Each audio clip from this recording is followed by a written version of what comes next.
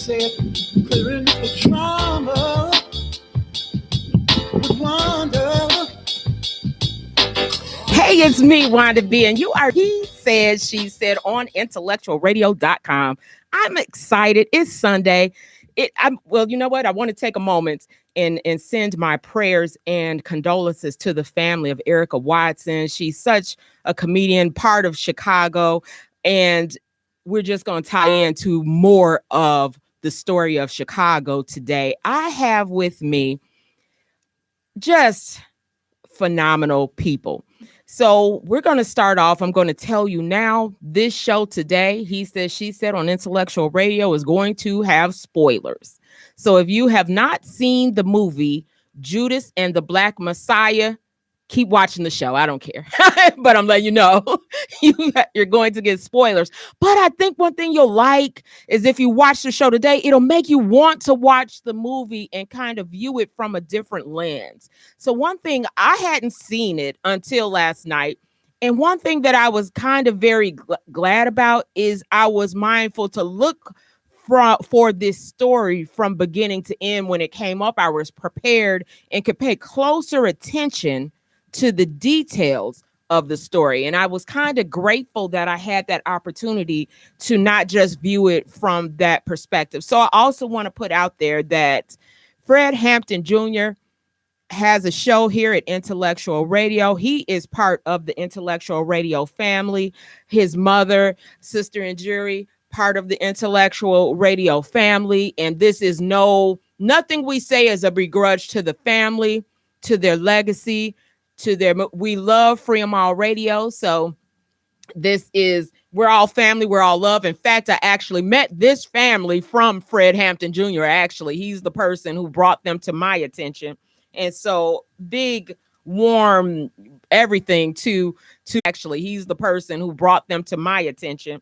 And so big, warm everything to everything I have to the family, to the Hampton family, and Freedom All Radio. You got to check them out Wednesdays at 6:30 on Intellectual Radio as well. Part of our family. We've had him for many, many years. And so, and he's talked about this movie from its inception when he would come into the station. So but this will still bring another kind of awareness to what this show is about today. So keep that in mind as we tell today's story. So just a little bit about Judas and the Black Messiah. And as always, you guys can be my virtual co-host if you want to include yourself in the conversation. I'm going to see if I can get to my live on Facebook. You can view this on YouTube. Anybody watching the show, you can view it on YouTube. You can view it on IntellectualRadio.com, and you can listen to it anywhere you like to listen to your podcast. That's how you'll get to this show today. And if you can't finish it with us today, you can always get to them that way as well. Go back and watch. So just a little bit about Judas and the Black Messiah. The story starts with Fred Hampton Jr., of course, and it tells the story of a critical chapter in the life of the Black Panther Party and Chairman Fred Hampton, his rise and the brutal killing in the late 1960s.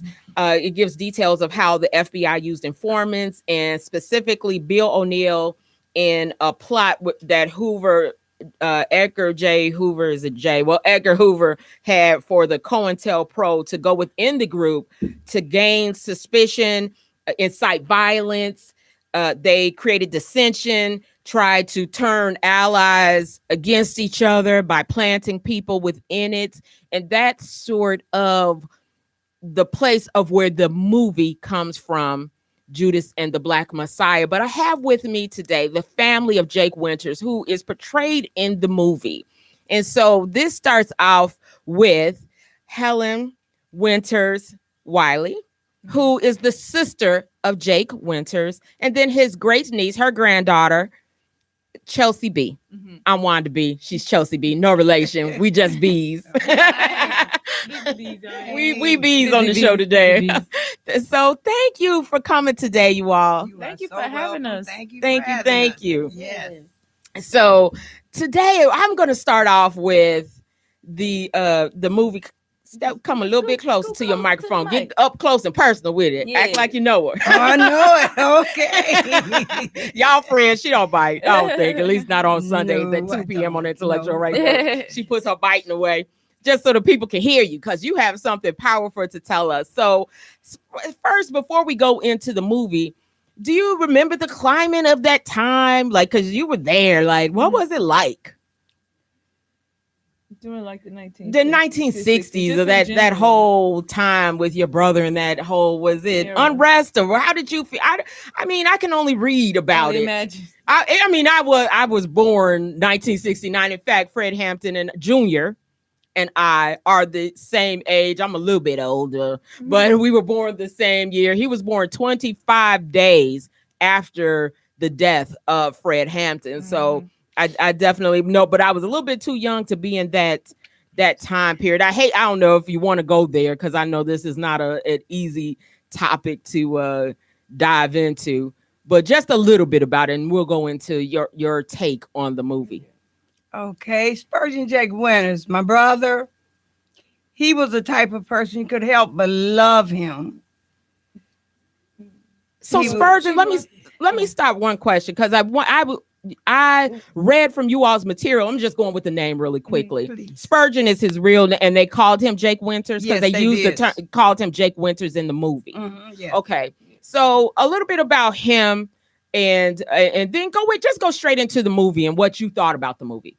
Well, this happened. I was at home busy, and I received some information that they had made a movie portraying my brother and my mother. And I said, not again, because someone had wrote a book about my brother that it was called Bitter Grain, and I let that slide. But the more as time passed by, I have become very angry about this movie because it's not telling what my brother was about. How did you even find out about the movie? Tell us how you even heard that the movie was being. Oh, go ahead. You can jump in anytime, Chelsea. So the way that she found out about the movie is my mother was contacted on Facebook hours before the movie was released. Hours before the movie was about to come out. Released. You had never heard anything until hours before the movie. Like, we knew that Judas and the Black Messiah was coming out, but we just, like regular people, we just knew it was a movie coming out about Fred Hampton. And so we didn't know that they were going to include like a storyline or anything about my great uncle. And so the way in which we found out is the female actress that is supposedly portraying my great grandmother reached out to my mom hours before the movie was being released on HBO to seek out pictures of my great grandmother. And I guess the conversation went like she wanted to give pictures or acquire about pictures because I'm playing your grandmother in the film. And my mom was like, basically, what film? And that's when she was like, Judas and the Black Messiah. And so from there, that is when she called my grandmother and was like, did you know that they were doing this? And that is how it all went down. And so when I got home from work, that is when my mom informed me about it. And at first, initial excitement, because I've never got the chance to meet my great uncle, but a lot of my family and friends on my mom's side tells me that like I embody some of his characteristics per se, just with the activism that I do in Chicago. And so I was excited, but then when I really got down to the nitty-gritty details, I was like, what happened to the ethics in this situation? We don't mind sharing a story about him, but why didn't anybody reach out to us when they were filming it? And don't quote me on this, but apparently they started filming this back in 2019. And so logically, I'm thinking in my head is, so we came up with actors and actresses, right? We came up with a script. We had writers on this film, full on production, and then nobody thought to reach out to the family about the film. So immediately I was like, let's hurry up and download HBO Max and let's get into this movie. And I went and I called my grandma up and I was like, I'm coming to get you so that you could come and watch it and see if they're gonna portray Uncle Jake correctly. and then I made a TikTok video basically expressing my family's concerns, just to get like some type of advice because we've never been in a situation like this. And then during that time, this is still hours before the film, they, I want to say production because I don't know who specifically sent the Zoom link, but they sent a Zoom link to my mom because they wanted to have a interview kind of session after the movie is released to talk to us about the film, sort of I guess what we thought, or ask us questions as to who my uncle was. Hours before the film was about Yes, to be, everyone could ma'am. watch it. No, 2 years before. No, we're thinking of bringing your brother into this, your uncles into No. the story. Does this actress, does she look like, does she act like, does this happen, did this happen? This is amazing. Hours before now, they want you in to be a part of it. Yeah, and I was like, maybe it was like, I was like, maybe it's damage control because it was like, maybe they were like, man, we didn't include them. Let's try to like include them now. And I was saying, what our concern, well, our anger and concern, it was not to like bash the movie in any type of way. We're all about Black, supporting our Black people, supporting anything that's promoting our Black history. The issue comes into play with the whole ethics of the situation, because you have to think about this. This is a traumatic experience. Like my grandma, I'm sitting here with my grandma, having her watch a moment in the film where my uncle was like fighting for his life, and then to hear that it's not even portrayed. I mean, I knew of the story. I've done my research years, just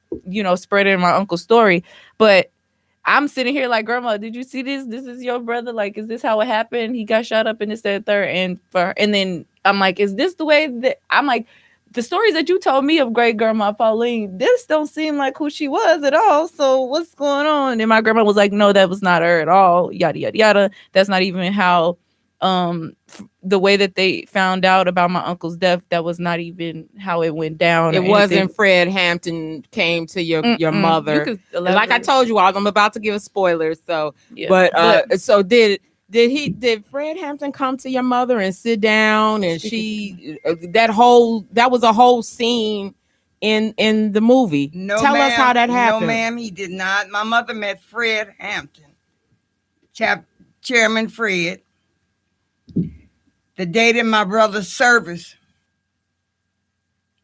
took effect. I'm getting nervous and I'm getting angry, and I'm trying not to get like that. Mm-hmm. But the more I think about this, it makes me very angry. Chairman Fred did not come and meet my mother in no kitchen, so they could keep that. When did they meet you? Because you said they When met. did your mother? Fred met my mother the day that my brother's service took effect. Mm-hmm. That was at Leaks. Mm-hmm. They were pallbearers at my brother's service. So when they showed my mother in the kitchen with Chairman Fred, that's a lie. So I'm very angry about that scene. Mm-hmm. And also, I would like to say, like, my grandma and my uncle and the rest of their siblings were pretty close, because my grandma, my uncle Camel, and then my uncle Jake, they all lived in the same house. So, I mean, I just want to say this. This is not knocking the main characters in any type of way. They didn't write the story. So Fred Hampton Jr., none of They them. didn't write the story. They didn't even write the story. It does say that it's inspired by true events. So I do get that. So before someone says it does say that, we get that. We get that. But we're still, the more of the point is that even if the inspiration, you were not contacted for any inspiration of it whatsoever. And I was just like, if y'all weren't going to include the family in anything, why reach out to us hours before the film is dropping? Just go along with the film. If you're not even gonna get it accurate or anything like that, just go ahead. Like, and we can sit and watch it like everybody else, and then just deal with it on our end. But I was like, y'all, what's going on? Y'all just thought enough to like reach out to us literally hours before the film to like check in and see like what we thought. No, I don't know. No. And we hadn't even seen it. Me and my grandma and I, we hadn't even seen the movie yet when we were on the Zoom call. And from my understanding, it was a white man who wrote this part of the script. They were pushing it was like all Black writers on this film, and that was not the case, because when we got on the Zoom call, they were like, he wrote this I don't want to say his name, okay, but he was Caucasian, and they was like, he did the research, he wrote this, and I'm like, oh, okay, a little taken back, you know what I'm saying? And so that's my issue, and they were like, what do you guys think about it? We was like, we haven't watched it yet. We're gonna tell you what we think, but there is still some uncertainty and a little bit of a discomfort because we weren't included in the process. And like I said, if nobody was going to include us in the filming process or anything like that, or just the research process, then leave us out altogether. But the fact that y'all backtracked hours before the film to come and reach out to his family, that's in some rude and disrespectful. I think How it's did you feel disrespectful. about the movie after you Yeah, saw how it? did you- Very angry about the movie. But my thing is this here. If you're going to tell it, let's tell it like it is. Chairman Fred used to come to our house. They used to have meetings at our house. We live 5658 Perry. They went to the breakfast to feed the children. He was a sweet guy, him and Mark Clark. But if you're going to tell it, let's tell it like it is. My brother did a lot of things. He worked at the PO. My mother was a nurse at the VA hospital. It just angers me. And if this gentleman, the one that made this movie, he'd had the decency to give me respect. Wake my brother up after 50 years to make a movie to grease his pocket. I don't think that is right. And I'm going to say this, and I don't mean to hurt nobody's feelings. I'll die and go to hell, like my brother used to say. Because this is wrong. At least he could have had the decency to come and find me. You could put it on the internet to find Big Mama Wiley. This is what they call me. I'm from 26th Street. Oh, yeah. I worked at blues clubs. Who don't know me? But to know my brother is to love him. He loved everybody. So let's tell it like it is. You can get with me and we can rewrite this story over. The truth is in the pudding, baby. I don't have to lie. My brother was a straight A student. He went to the Big E, Inglewood. He also was a student at Lindblom. He was accepted in any college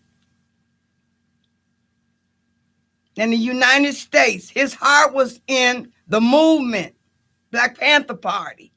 He was concerned about feeding other people's children. And I loved him for that.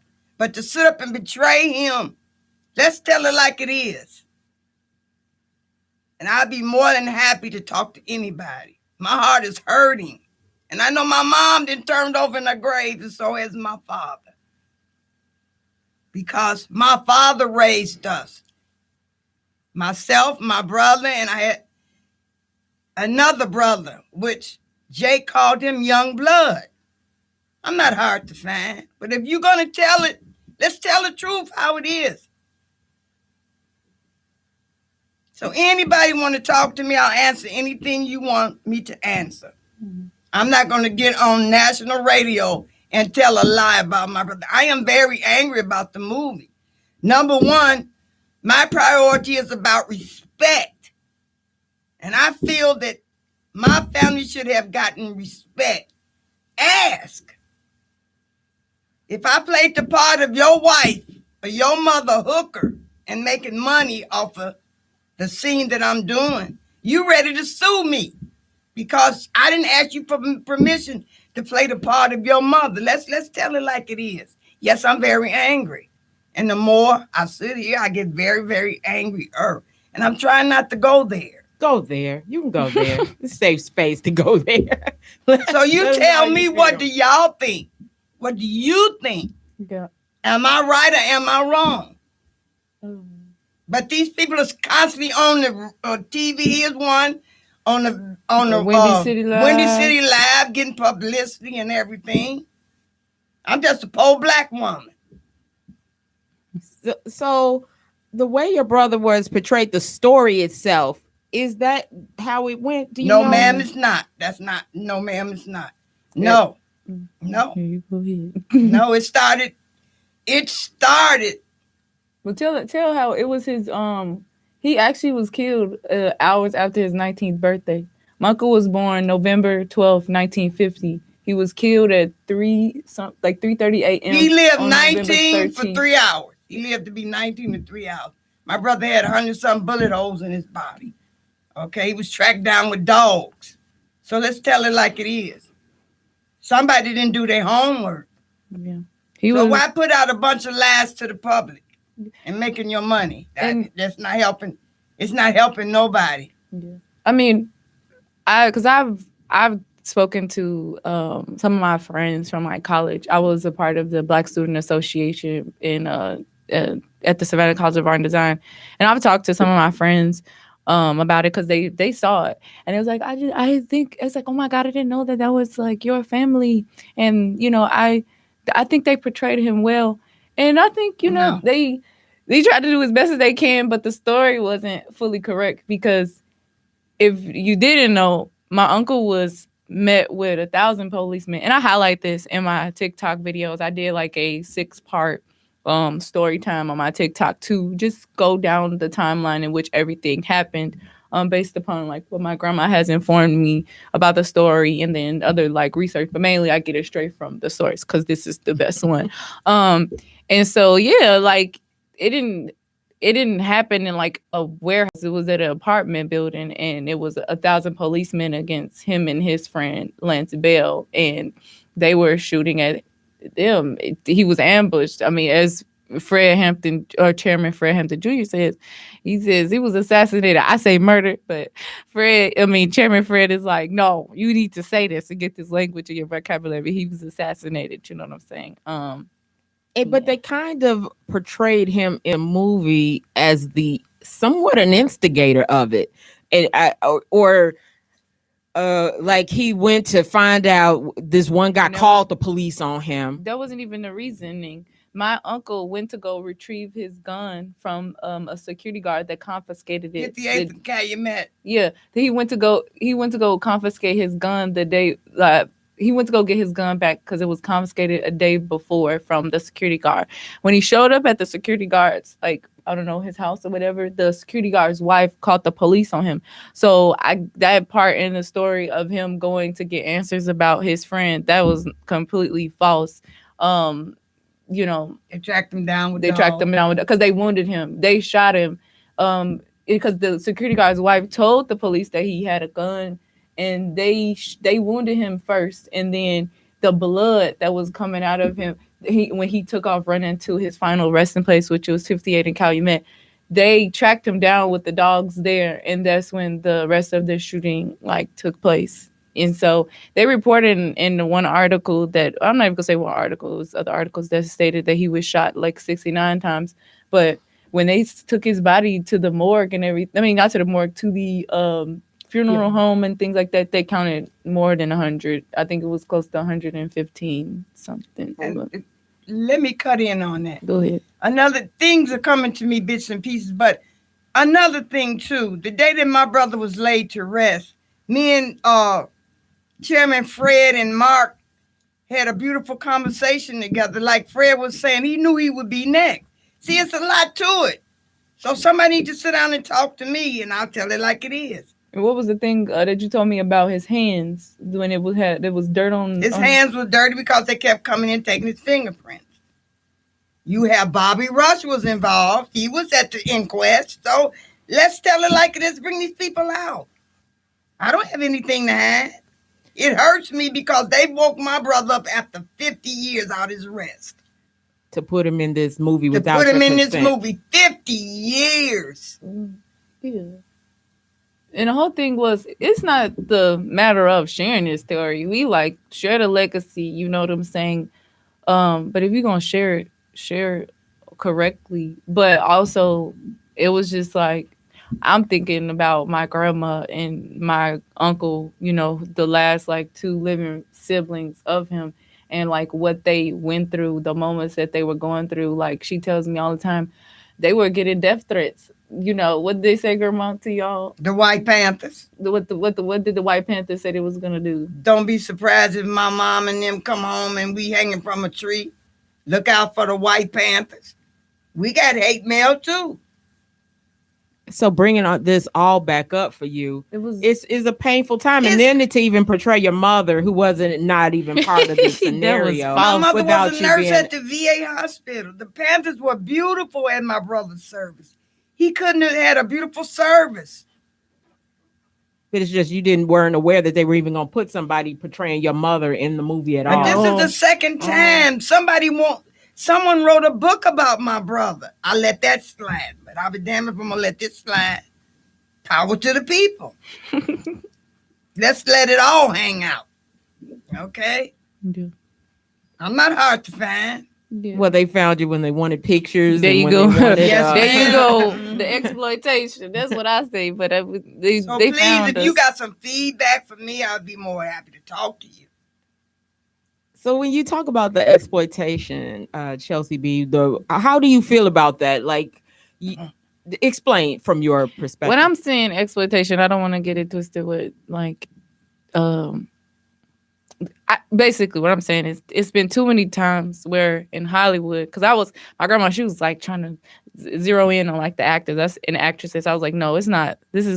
Our fight is not with them, because at the end of the day, they're doing their job. They was hired by a production to do this.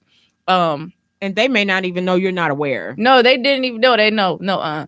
And so You don't think, Well, what's that face for? I was asked, how do you like the movie? And I responded that, how can I tell you how I like the movie when we were face champion?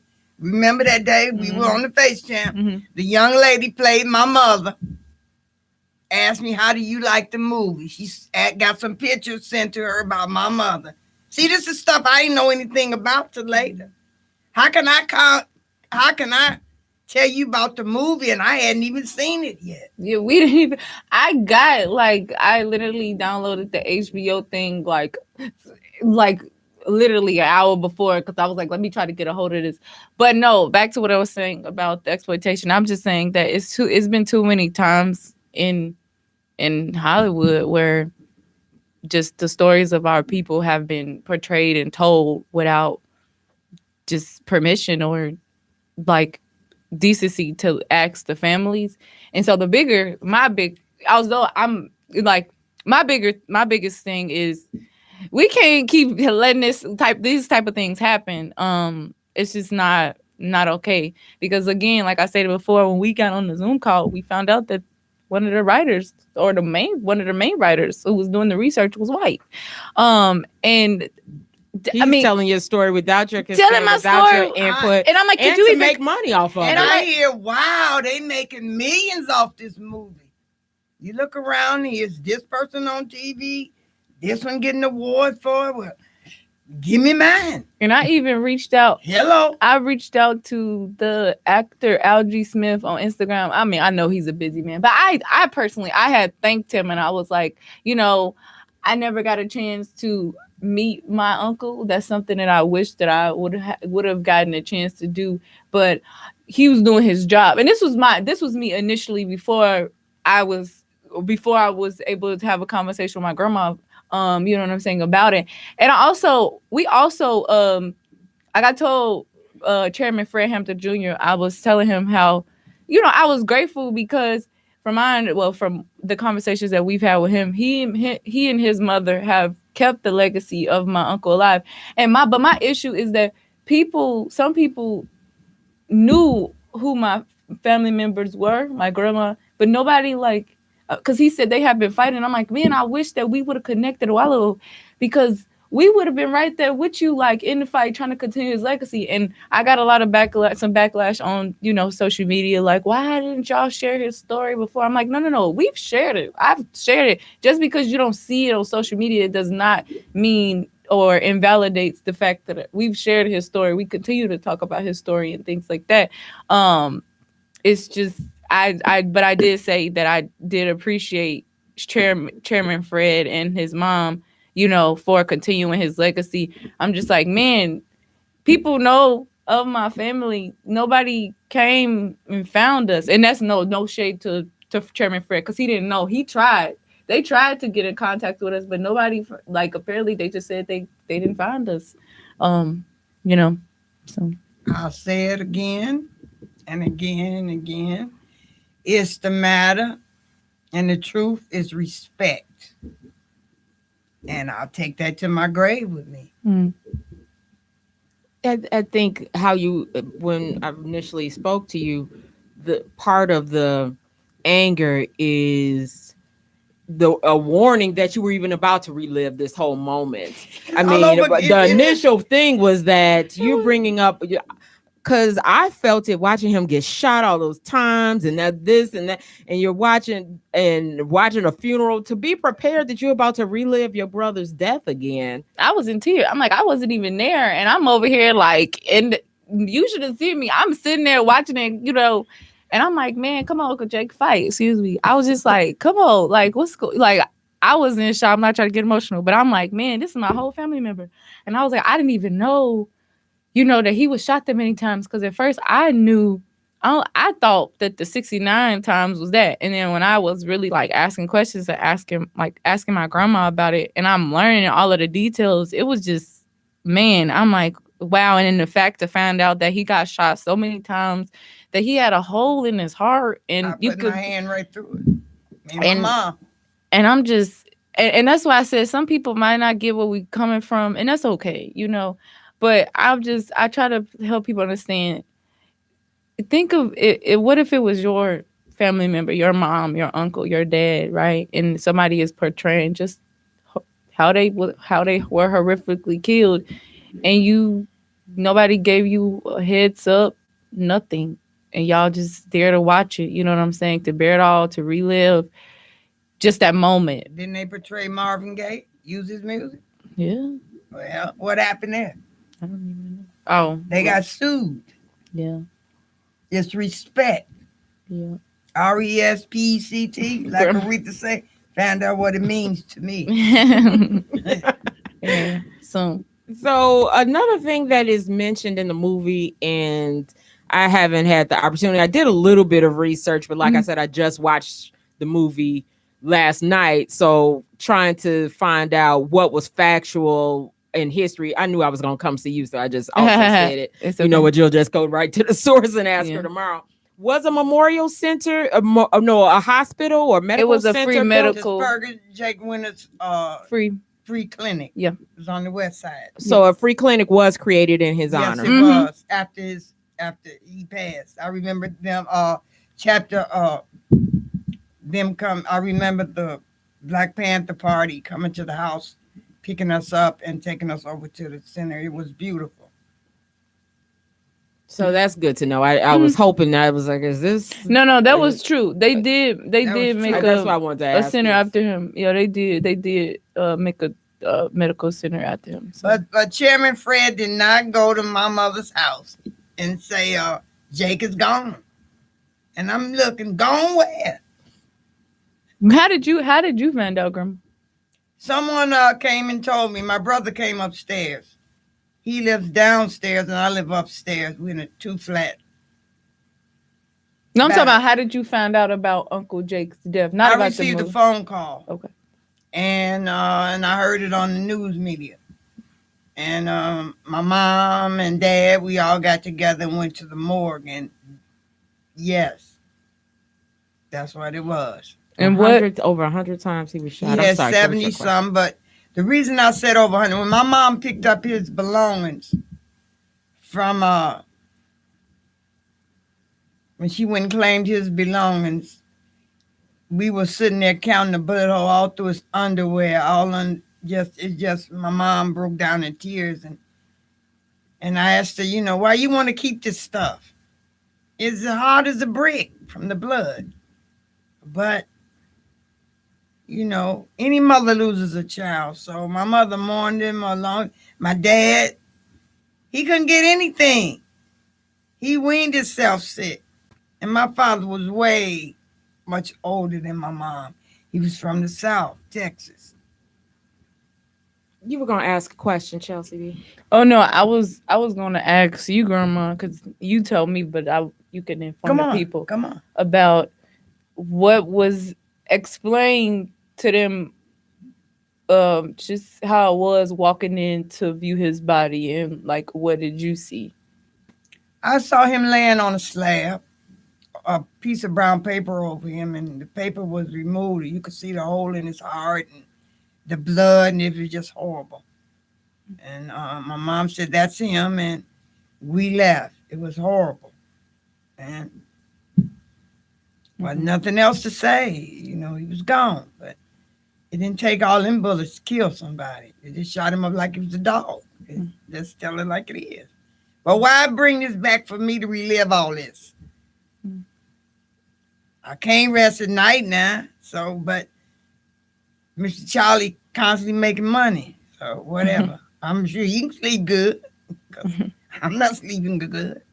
And like anywhere you look at it, it's still called the blues. How about that? But this is it's sad. It's sad. Why open up a can of worms? It's horrible. And the more I think about this city, the angrier I get. I'm speaking for me. Because if it was your brother, cousin, uncle, you would do the same thing. I'm sure you would. Nobody asked you.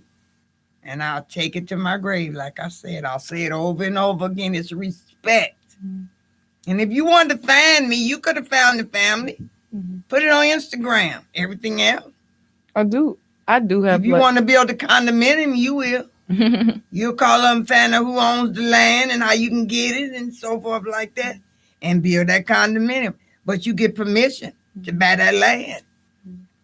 And so you should have got permission from the family.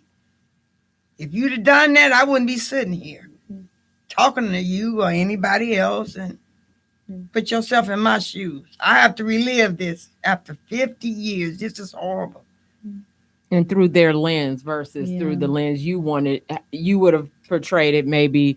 Not that it was horrible. It was horrible how they portrayed it.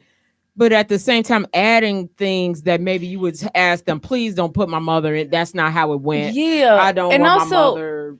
And also it's just it's just how it was like portrayed. And not saying that they didn't portray like Uncle Jay correctly. It was just like just the decency to like ask. And apparently when I did talk to Chairman Fred Hampton Jr., that wasn't even the first script. It was way horrible before that. And when he got on there, he tried to do as much as he can within the time that he could. And he also wasn't there. Yeah, so, he wasn't even. So he may not even know what totally Deborah, what it. His mom, Deborah was. Yeah, I remember and she's Deborah, his mother. I remember Deborah. And like I was saying, I'm going in bits. I remember them coming to the house for meetings several times. We lived 5658 Perry, but the neighborhood is like a ghost town now. But this is 50 years ago, 1969.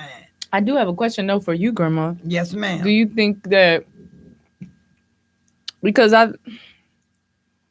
me being like a millennial, Gen Z, right? Mm-hmm. Us growing up, like a lot of topics like this, it's frustrating when your family don't tell you and you have to ask questions. It's always no, they don't need to know. It's young kids, they don't need to know. And I know that when I get older and the God lets me have children, I'm gonna let them know. And so my thing is, do you agree with letting his story be known, or would you rather just it continue to stay in the dark? I like his story to be. I like his story to be told. I have a lot of history. I can give it to him. Yeah, the issue just comes into play with nobody asks. By me knowing and meeting and getting acquainted with Chairman Fred Jr., hey, we can do that. Yeah, we had a good time though, like talking with him and everything. Like I told him before, I truly appreciate him. He's like uncle to me now. Love him for real. You know what I'm saying? Actually, I'm currently like working on a documentary to discuss who my uncle was. So I've been gathering information from her, talking to Chairman Fred. Still a lot more bits and pieces. I don't know when I'm going to officially like finish it or like release everything. But I am working on it because I do think after I did share his story on my TikTok, there were a lot of people asking about him, and they were really interested in his story. And it was like, man, we want to know more. So that's why I did my story time. But I also wanted to do a documentary because I think it's great to educate the youth on the history of police brutality, the history of gentrification, the history of just exploitation of the stories, the infiltration of people into the quote unquote gangs to relay information back to the feds and everything like that, while also sharing my uncle's story. Because when I talked to Chairman Fred, it's also about the legacy of our people, and I'm glad that my uncle was a part of that. It's so sad with how he passed, but I'm grateful to know that he passed doing standing up for something that he truly believed in. You know. I think for me, I think that is absolutely something I take from the movie. That is it is empowering to make you how many people we owe these moments to. Yeah. The people like your brother that without their sacrifices of their lives to fight for us, that we take for granted, that the reason I get to be here is because someone else was that powerful enough to continuously fight when I don't fight. And when I don't fight for myself, there's somebody out there who has taken a course and said that I will give my life for you, for our cause. Yeah. And I think that is so powerful. So for that, I will say I found a positive from the movie though. It's because they didn't necessarily, they didn't make your brother come out as a thug or anything like that. I mean, a kind-hearted going to the hospital to read to his fellow comrade. And if it's not, I know it's not correct. Not even if I know it's not based on talking to you, but if he was going to get information to try to find out what happened to this man, they could have. I'm not giving. They're wrong for not getting the true story, and not, especially the profiting off of this is the worst part of it all. I don't think they really care. I shouldn't say that. They may care. I don't know about really. They telling might, our story, but I don't know. No, they don't think so. No, but I do want to say this. Apparently, they thought, what's my girl who was playing my great grandmother? She told us that she thought my uncle was a fictional character until she got to set, and that hurt my feelings. That's what made me angry too. That hurt my feelings. She told you she thought it was a fictional character, and so because she got on set then and was like, "Well, let me reach out and get some pictures and things." No, this was after the movie was filmed that she reached out. Yeah, and she told us that she thought my mother was fictional. They thought that my Uncle Jake. She thought that my Uncle Jake, and I guess his storyline was just a fictional character until she got to set, and I guess Chairman Fred made it be known that no, this is a real problem, because the day that they actually filmed my uncle's scene was the anniversary of his death. They filmed it on November the 13th. Wow, that's why it's so important. And thank you, Big Mama Wiley. Thank you, Chelsea B, for telling, because we need to know this. I didn't know it either. I would have not, and saying it's inspired by, you're guessing which parts are true and what aren't true, what they've embellished on. Now you understand it because I've worked on video sets and things like that, and in some ways they're gonna embellish it and make it out to be whatever they're gonna make it out to be to finish out their thing.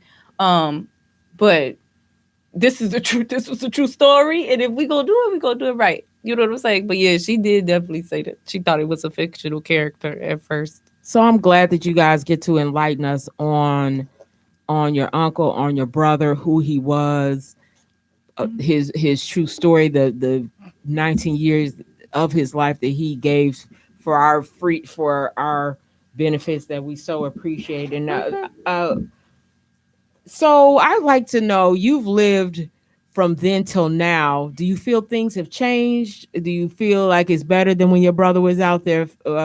It's worse. You think that it's worse? You just think that in society it's worse in general? It's worse. Why? I'm not being devil advocate. I just want to understand. We want to hear it. Yeah, you we're going to learn. You go to the store in your car, you stop at the gas station, look out. They ready to hijack your car. Do you think, as far as racism and prejudice, do you think it's worse or it has got to? It's a lot different because the Black Panther Party believed in serving the children, and that was beautiful because I work with school children, And for a child to be hungry, that's a hurting thing. Mhm. And if a child doesn't get a meal, they'll steal. So you think they still discriminate in the same way? I would like to see the getting involved. I'm not trying to hide what I'm getting ready to get involved in. I don't have no shame about it. I'm very proud of it. But I think to start the breakfast again would be beautiful. And I do want to throw out there that I do believe Sister and Jerry Mhm. and the Cub Party actually still do breakfast. Still do it. They It still just do doesn't get publicized like Yeah. it used to. But over in Maywood, and then they have things over the weekends that they invite you over for food. I mean, they really are doing it. Just Mhm. They isn't do the do Cub. The Cub Party does still They still do do. these kind of things, but they don't That's get the beautiful. publicity. They don't get credit No, for they it. don't credit for get. what They they're don't doing. get. They don't get credit because That's sad. sometimes the people don't. They don't want you to see what's like the. They don't want it to rise like it No. rose like before. I don't think Mm-mm. they don't want us to get that organized with it and Because anymore. if you think about it, the idea of teaching Black history in schools is like in a way is lost. If your parent ain't teaching you about Black history, you not gonna learn it. Because I remember I would learn about Black history when I was in like middle school, but once I got to high school, that was out the window. Like we didn't really discuss that. You know what I'm saying? Um, so I think that that aspect of back then it was a lot of camaraderie and people like Black empowerment Black was empowerment. huge. Being proud to be Black. Yes. And a lot of kids, if you sit there and you like, I remember I was mentoring at the Catholic Charities Peace Corner Center in the Austin neighborhood, and my mom, because she worked there, but I was mentoring them, and it was doing Black History, and we were asking them like, do you know who Martin Luther King Jr. is? Do you remember that speech? And they were like, no, and a lot of times they don't even care. But that's just because they haven't been educated on it. And I definitely think that it needs to be brought back into schools or just Or our own programs, because I there don't you think go. they're going They to ain't gonna really put teach it it. in their They ain't schools. gonna do it. And that's okay, but I do think we used to have our own communities where we did it for ourselves, and I would love to see that kind of thing come back, and that the parents put their children in these kinds of things, because just like that woman said, I didn't know I thought that was fictional. They give us the nuggets of what they want us to know about Black history, know That's about true. Martin Luther King Jr., That's a true. little Malcolm X, Mhm. and George Washington Carver and the Peanut, and that's kind and Harriet Tubman. Yeah. That's kind of the little scope they want us to know about, and you're going to be on your own to find out more. So the one thing I can say is that we're having a conversation about your brother, and that I'm kind of glad that you guys get to come out, and if they're not going to tell the story, you get to actually Tell it. we're going to get this to the forefront where we hear from you exactly, and you can tell us who he was, and we can celebrate and maybe even find new ones to find the new Jake Winters to come out and do this. And we can also stand behind people who are willing and ready to, and that's what I hope encourages them. And I hope listening to you all talk, listening to you from your own perspective, the way you want it told, to tell the story. So what else would you like us to know about Jake Winters? Yeah, what else? Oh, it's just so many things. It's just so many. He did drama in school. He did a lot of things, Like I said, to know him was to love him, and to get to know the Black Panther Party was to love them too. And a lot of them, I met them, and see, people, like I tell people, you'd be surprised who I know. That somebody knows Big Mama. I'm not hard to find. And what did he do? Like, as far as where did he work? he worked at the post office, Mhm. and he worked. A lot of people aren't familiar with this. This is where it started. He worked at Andy Friend. You remember Andy Friend? He worked for Andy Friend. Andy Friend was a catering service. They Where wore also the the long games. trench coat and the games, White Sox bar. Back in the day, you stayed clean. You didn't have a dirty uniform on. You had clean to your shoes. That stood out. That Black catering company stood out. That it was black on Andy Frank. I think it was, but wow. then you had. Okay, see, we going into history because I'm 68. So we going in history. You had the Fuller Company. I'm not ashamed. You had the Fuller Company. Oh, You had that B Sweet deodorant. We going back in history. See, the grandson of SB Fuller has been here to Intellectual Radio many times, and he tells the story. And by me driving a school bus, you had the Pullman Porters over in They've been here too on actually Fred Hampton Jr.'s show. Pullman. Okay, he has his house is full of history. When I went to visit him in his house, a lot of my brother was like he was there. Really? Yes, they have his pictures and pictures that I don't even have. Chairman Fred, Mark Clark, and Spurgeon Winters. 1, 2, 3, 4. Was it 4 of them? It was 1, 2, 3. Chairman Fred, Mark. Forgot what role he played. Mark, and then Jake 3, and it's another one 4. But it's history. He has the history, and that took me back. I asked him because he can talk about this. Yes. So, and I asked his mother, and she was sitting. She told me the story of that day, and she can tell it where you just get chill bumps because she remembers it so vividly. Yes. And I asked her, how does she instill this in Fred Hampton Jr. because he wasn't even born. And she said he was always there. She was like, he has always been with me. Yes. And I talked to her when we were securing when Fred's coming in, and one thing the movie kind of, the poet that she is, no wonder when she told me the story, she was a poet. I could hear poet. Now I go, oh, that's why when she tells the story, it's so riveting to and prayers out to her. I thanked her because when we sat down and talked to them, it was so heartwarming to like understand, just like you all are. Understand the fight and the passion that they've been had, and like to understand that they have the same passion that we have had and still have, and that they was fighting for and they still fighting to this day for the legacy. 50 years later, and trying to get there's still Black Panthers still in jail from this time. It's crazy.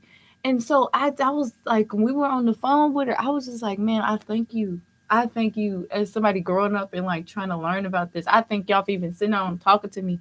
I thank you for continuing the legacy of my uncle, continuing the legacy of the Black Panther, so that someone like me that didn't grow up during that time, that has an interest in knowing what it's about, that you are here to tell me. So I was beautiful lady, beautiful family. I thank them wholeheartedly, even being on that set and like fighting for the things in that film. You know what I'm saying? So tell me about your shirts.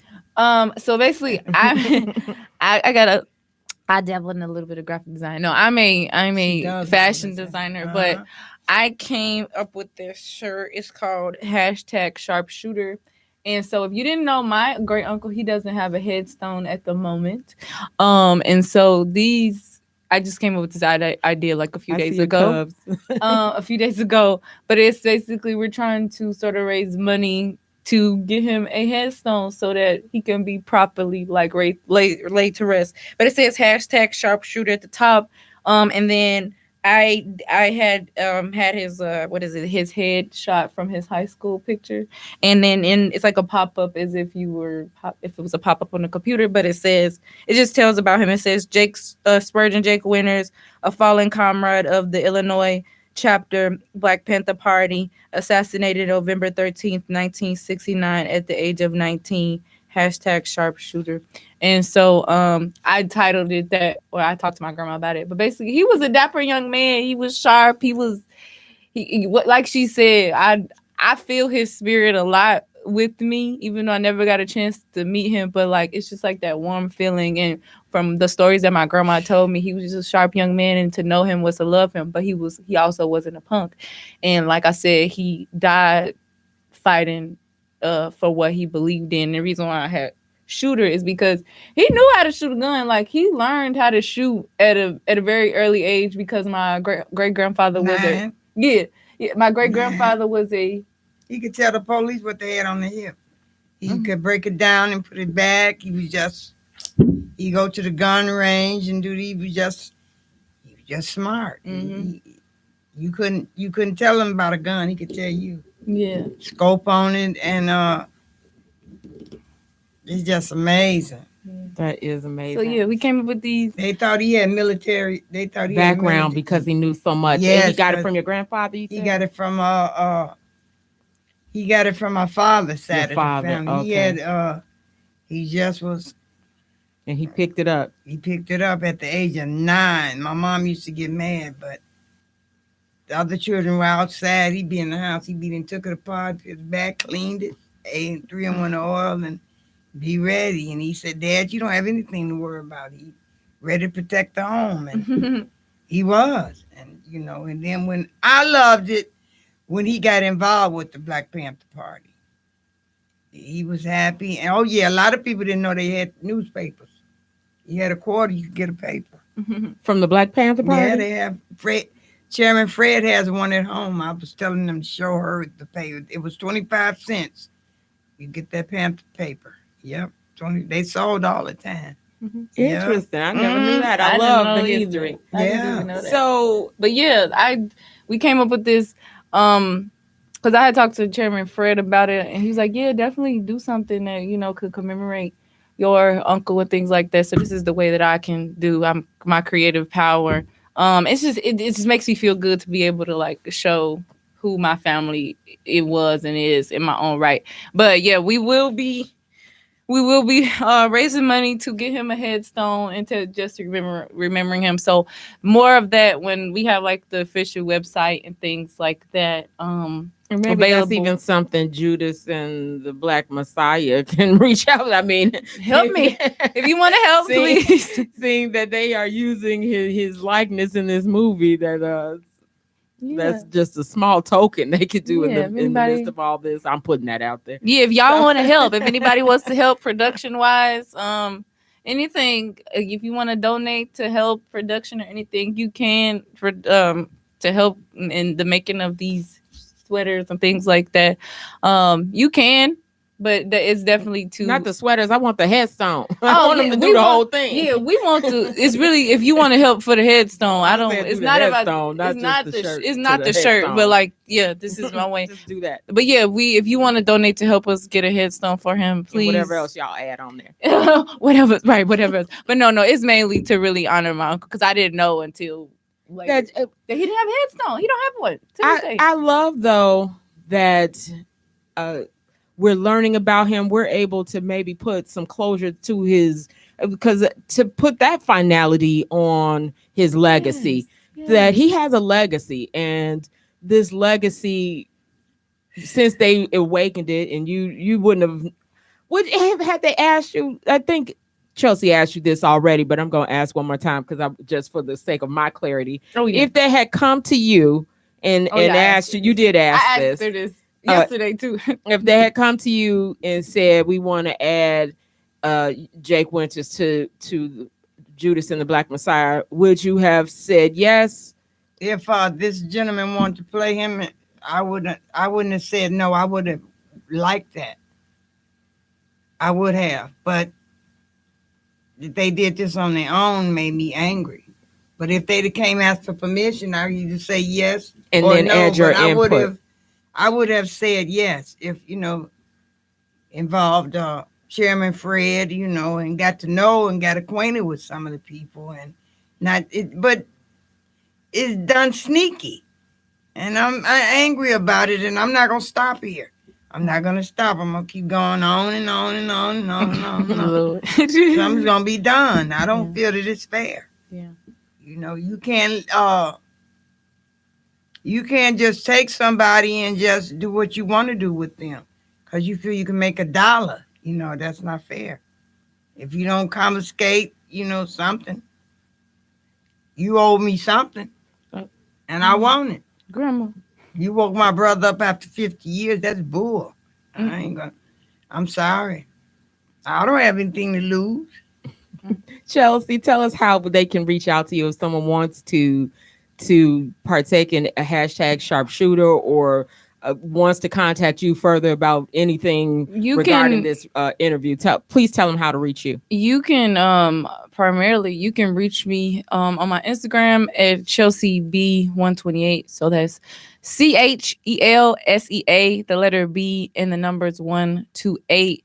You can send me a DM, or I have an email address that's billingsley.chelsea07@gmail.com. But yeah, you can, if you want to get in touch with me right as soon as possible, you can reach out to me on my Instagram at Chelsea B128, and I will reach out or respond or anything. Yeah. Thank you so much. Thank you so much to both of you for sharing this story with us, sharing your brother, your great uncle with us, telling us the story perspective from people who were actually there, from people who know the legacy, who know the history. And again, I want to say no disrespect to Chairman Fred Hampton. All due respect. It's gratitude. It's more because so honestly, that also brings your brother, your uncle out this awareness for us. Even though they didn't handle it properly, the people who wrote the movie. It's gratitude. It's gratitude to him, because I wouldn't even know you if it wasn't for. I told him it was gratitude. Go ahead. What I'm finna say, I don't care if it touches anybody's toes, but I'm gonna say it. Don't come calling me, asking me some dumb questions about what you're gonna do. Don't worry about what I'm gonna do. Now I'm gonna say it. Oh, you talking about the Don't call me asking me what I'm gonna do. What the hell you think I'm gonna do now? This is to your family. I think you mentioned this to me. You have family coming out of the work. Anybody calling me, asking me dumb questions about what you do. What do you think I'm gonna do? Am I gonna give it to the Pope or who? What do you think I'm gonna do? I appreciate this young lady here allowing us to come use her radio station. She's a sweetheart. I have felt so welcome. But you get people worry about it. You gonna get dizzy? Don't worry about it. You ain't been asking me, so don't start. And I'm sorry. Okay. We're going to end it there. Yeah. Thank you guys for tuning in. So she said, thank you for coming. Thank you. I really want you all, if you see, Big Mama has no problems telling you the story. So if you want to even learn more from her, you can reach out. Chelsea is her PR, and she handles getting Big Mama Wiley to you. She did hot and I'm the cold, like in the middle. Power to the people. We're going to end it there. Power to the people. Yeah. Thank you, guys. You've been tuned in to He Said, She Said on IntellectualRadio.com. See you next Sunday, 2 p.m. Keeping it real for real. We want to be all inclusion, no confusion. The he said, she said, clearing up the drama.